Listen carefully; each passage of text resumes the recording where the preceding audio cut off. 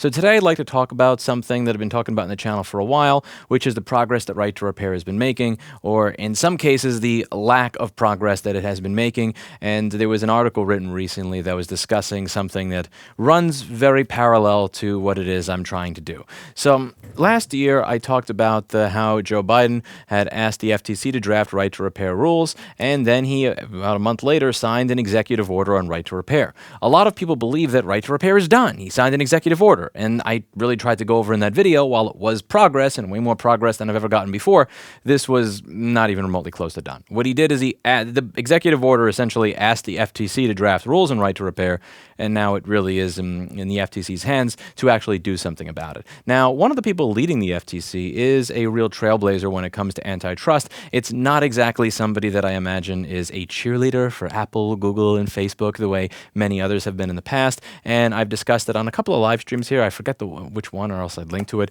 But I'll link to a few articles down below so you could read about her. And I did one video on her, at the end of last year, going over some of her ideas and how to deal with antitrust. Now, I thought, let me try and make this as easy as possible. Because that executive order had so many things in it that had nothing to do with Right to Repair, I figured these people are probably going to be incredibly overloaded with work. So I had found an antitrust attorney, and he pretty much condensed much of the material that the Right to Repair community and a lot of what I talk about on my channel complains about over the past 10 years into legal speak. So like Lewis is complaining about this chip or this other thing or this anti-competitor, whatever. And how do I essentially take that, turn it into antitrust legal speak, point out precedent as to where the FTC has acted on this in the past, and demonstrate how it would be applicable for them to act on that in the same manner right now. And one of the problems that I had there, it reminds me of this Thomas Sowell interview that he had many years ago, where he's talking about an internship that he had and how, he eventually had a question, and he went all the way up to the Department of Labor, the Secretary of Agriculture or something, to ask the question, and that was when he was a teenager. And he's having this interview in his late 80s, and he said, "To this day, I patiently await the reply." Now, when it comes to the 60 to 70 page paper that we had put together describing all the different things that I go over on this channel and how it hurts the consumer, the actions that have been taken in the past and the actions that could be taken now, he told me that in about a damn near 30 or 40-year career, this is the least interaction that he has ever gotten from anybody at the FTC, which you could imagine was somewhat disappointing to me, because I engaged with him for about 4 to 6 months, giving him as much information as possible, talking to people, going over all the details, and I thought that kind of sucked. Now, there's an article that came out in Politico a month ago, right around the time that there were certain rumors that there may be some, how do I put this? Conflicts in management at the FTC that I wanted to read and give my comments on, because this is directly related to what it is that we are going through. Something that is really important if you wish to create change within any sort of organization is, I think it's very important to understand that you can have the title but still get nothing done. There's positional authority, where I am the boss, I am the chairperson, I am the CEO, whatever. And then there's actual authority, which is something that you earn from all of the people around you over time. And I used to fall into this trap when I was younger of believing, if I am the boss or I'm the manager or I am the owner, you will do what I tell you to do. And at the end of the day, you can bark orders at people all you want, but if they have not bought into your particular vision, they are never going to act in good faith when it is that you present them with a different vision than what it is that they were used to following for a long period of time. It is very important to rely on what it is that is on the name tag last. That does not mean anything. Technically, my name is on the bank account, it is on the door, it's on the licenses, and it's in the corporate book. But that's not what actually makes me the boss. You never want to rely on positional authority. What should make you a boss is, or a manager of some sort, or a leader, is the fact that you have accomplished something that other people have found difficult, that they'd like to accomplish.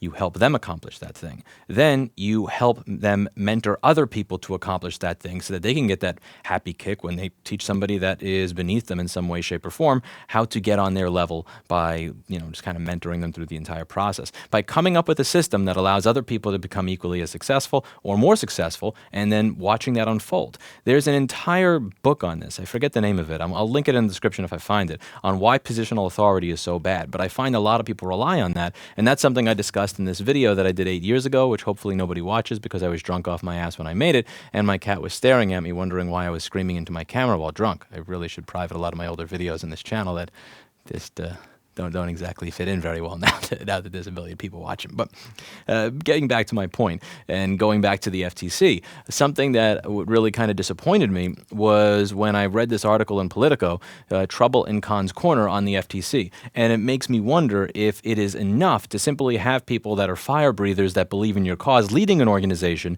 if they are unable to get the buy-in of everybody else in the organization that's going to be necessary for things to be moved forward. Perhaps the white paper that we submitted, hey, maybe it sucked. Maybe they don't care about it. Maybe there's other bigger fish to fry. Or maybe it could just be that the organization is not particularly being managed in the way that would be conducive to getting more people to buy into the vision so that we could actually move this thing forward a little bit. This article is of interest to me because I have heard rumors and murmurs from numerous people, who I will keep anonymous at this point in time, that the new people that are in charge at the FTC are not exactly getting buy-in from all the people that they need to get buy-in from as a result of their management style. It's one thing to hear rumors, it's another when this actually winds up turning into a full-throated article at Politico.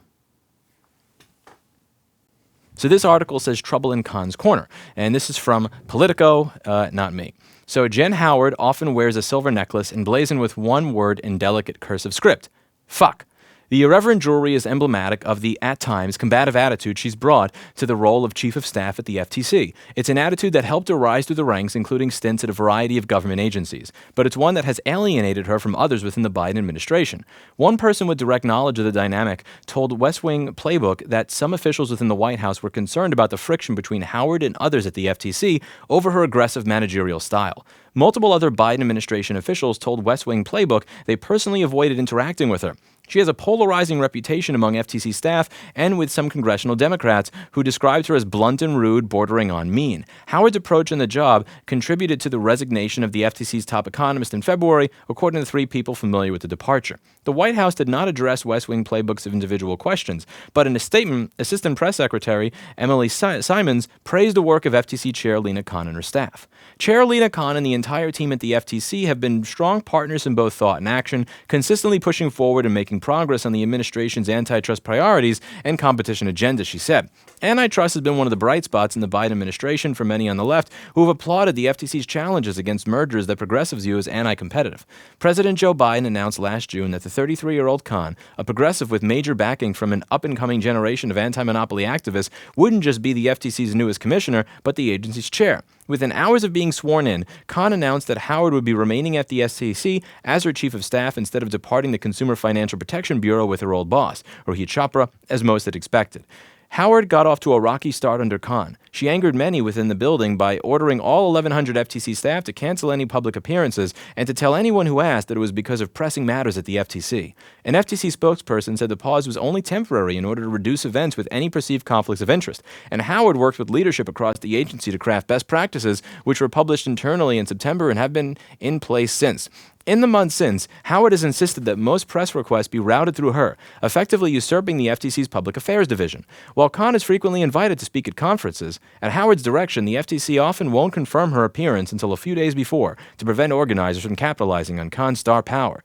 An FTC spokesperson pushed back against the notion that Howard had control over media appearances, saying that the only requests are flagged for the chief of staff are those that relate to the chair or major news items, which is standard practice for all FTC chairs. The spokesperson also dismissed the idea that the agency purposely keeps Khan off conference speaker lineups, pointing out that she has been confirmed for an upcoming event with the IAPP for weeks. Howard has been accused by the Republican FTC Commissioner Christine Wilson of using the so-called FUD playbook, a public relations tactic to influence opinion by creating fear, uncertainty, and doubt. When Wilson later complains about being cut off from information about what mergers the FTC was reviewing, Howard responded with an eye-roll emoji on Twitter. In order to get trust, you need to give trust, and that is sorely lacking, one FTC insider said of Howard. By the way, do keep note that they said one FTC insider, which means they don't want to say what their name is, which means that they're afraid if they publicly criticize their boss, something bad will happen, which is typically not the best thing for an organization. Again, there are, the people that work at this company, sometimes they have criticized me in front of customers, sometimes they have criticized me on live streams, sometimes they have criticized me in front of every other employee. That is how an organization works when it is not run on fear. Still, Howard has equally fierce defenders. Some well-known progressive economic advocates and administration officials feel that she deserves some of the credit for the administration's recent victories in the antitrust front, as well as those accomplished under CFPB under former head Richard Cordray. If she hurts people's feelings, it's because she's an aggressive reformer who cares deeply about the issues they argue. Dan Geldon, the former chief of staff to Senator Elizabeth Warren, told West Wing Playbook that the FTC has been a mess for a generation, and Lena and Jen are turning the ship quickly and targeting a lot of powerful companies. Insider sniping is inevitable in those circumstances, and of course people are going to try to undermine Jen to undermine Lena, but it's hard for me to see it working or blunting their momentum. Howard started her DC career at the nonprofit advocacy group Free Press before moving on to the press shops at Federal Communications Commission and the CFPB. She moved on to the FTC at 2018 as Chopper's chief of staff when he became a commissioner, filling a spot generally held by an attorney. Working for a Democratic commissioner in the minority, Howard's sharp-elbowed style was considered more of a nuisance than an organizational problem. All of that changed, however, when Howard became Khan's chief of staff, effectively becoming the top FTC staffer helping to direct the agency's priorities. Howard seems aware that sometimes her bluntness goes too far. As an apology, she has been known to bring a pie. Two sources told the West Wing Playbook. It's always the same: chocolate, chess, pie. I've always found quality snacks to be a great connector, she told us, indicating that pies come from a local DC bakery. And she also brings them in for birthdays and special occasions. So there's many different questions I have here. Again, is this a case of them coming in saying, we are the new bosses, we're changing how we do everything, you're following us or else, and the people that are beneath them saying, screw that, I'm going to slow walk everything? Or is this a case of the people beneath them being on the payroll of big tech in some way, shape, or form, and as a result of that, going out of their way to stop their boss, who is a maverick in this instance, who wants to see Facebook and Google and Apple taken down a notch sometimes for good reason, have their mission fail? I don't know. I don't work at the FTC. I would love to be a fly on the wall to kind of have an idea of how all this stuff works, but that's not in the playbooks for me, because to do that, I'd have to become a politician, and I'd honestly rather just shoot myself in the head than ever do that.